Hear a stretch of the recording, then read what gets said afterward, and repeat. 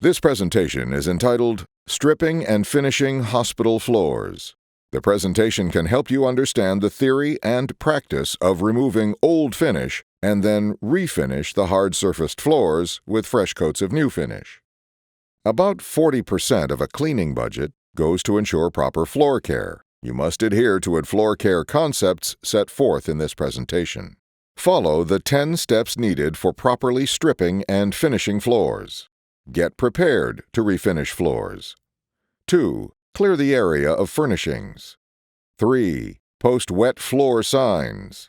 4. Strip the floor. 5. Rinse the floor. Let's begin with the first step, getting ready to refinish floors.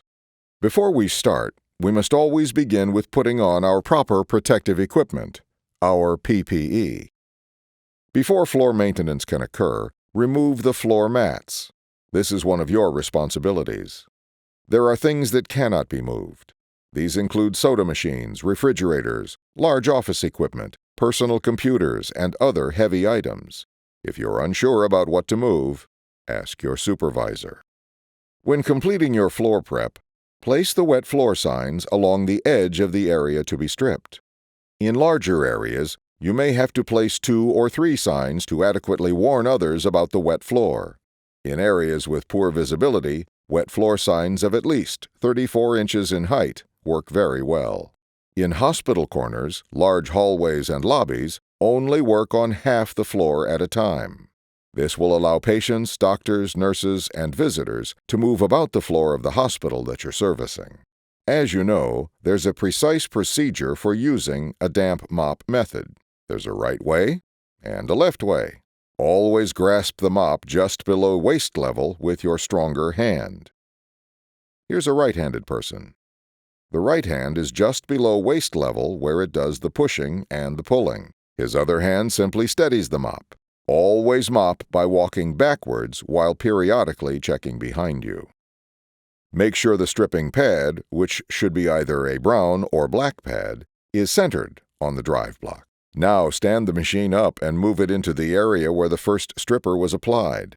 Adjust the handle so it can be held comfortably, just below the waist. With arms extended, parallel to the machine's handles, work backward to the dry areas. To get the floor completely clean, you must not miss any areas. To assure this, line up the machine with a row of tile. Use a pattern so as not to miss any section of the floor. Don't hurry. Give the machine plenty of time to work. To help the drying process, set up a floor fan to blow dry the floor. This step can speed up your drying time. Just make sure it doesn't blow dust or dirt from another dirty area onto your freshly stripped and rinsed floor. The 7th step is to apply new floor finish. Remember, use the mop marked for this purpose. Refinishing involves building resistance to contaminants. This permits easier maintenance. Floors last longer, saving building owners more frequent replacement costs. You can use a lamb's wool or backpack microfiber applicator to apply floor finish. These come with a supply tank and provide a fast way to lay finish. This process ensures an even coat of finish, and you can reduce labor costs by as much as 70%, reduce finish usage by up to 35%, and more easily apply finish in corners and along baseboards. This can also eliminate mops and buckets. Drying time is essentially 20 minutes, but this can vary with ventilation, temperature, and humidity.